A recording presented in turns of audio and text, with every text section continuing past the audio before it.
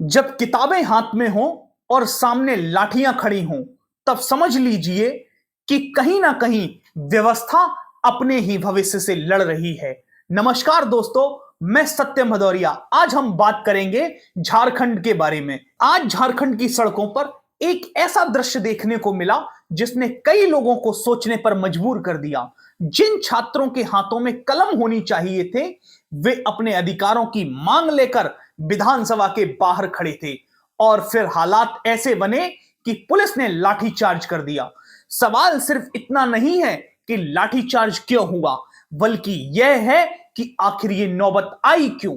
क्योंकि सरकार कई दिनों से बहरी और गूंगी हो गई थी। जो सरकार ना बोलना चाह रही थी कुछ और ना छात्रों की समस्या उसे दिखाई दे रही थी। आज बड़ी संख्या में जब छात्रों ने विधानसभा का घेराव कर लिया तो सिचुएशन बिगड़ गई और प्रदर्शनकारियों पर पुलिस ने लाठीचार्ज किया, वाटर कैनन चलाई और आंसू गैस के गोले भी दागे।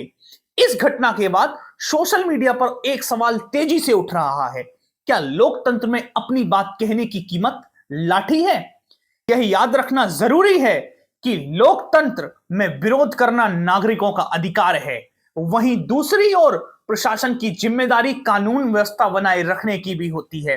लेकिन एक बात जरूर सोचने वाली है, जब युवाओं का धैर्य टूटता है तब सिर्फ नारे नहीं गूंजते, व्यवस्था के सामने सवाल भी खड़े हो जाते हैं। छात्र किसी सरकार के विरोधी नहीं होते, वे अपने भविष्य के पक्षधर होते हैं। किसी भी देश की सबसे बड़ी ताकत उसकी युवा पीढ़ी होती है। यदि वह युवा सड़क पर उतर आए तो सत्ता को उसकी आवाज सुननी चाहिए, केवल भीड़ नहीं देखनी चाहिए। लेकिन सरकार कोई कार्रवाई करने को तैयार नहीं, सरकार युवाओं की बात सुनने को तैयार नहीं थी। एक मां अपने बेटे को यह कहकर घर से भेजती है, बेटा पढ़ लिख कर बड़ा आदमी बनना, लेकिन शाम को वही बेटा घायल होकर जब पुलिस की लाठियां खाकर घर लौटता है तो सबसे ज्यादा दर्द किसे होता होगा? छात्र किसी भी राज्य का भविष्य होता है और इसमें राजनीति की जरा भी गुंजाइश नहीं होनी चाहिए। लाठियां शरीर पर पड़ती हैं, लेकिन उनका दर्द कई बार अनेक लाठियां शरीर पर पड़ती हैं, लेकिन उनका दर्द कई बार आने वाले बरसों तक समाज महसूस करता है।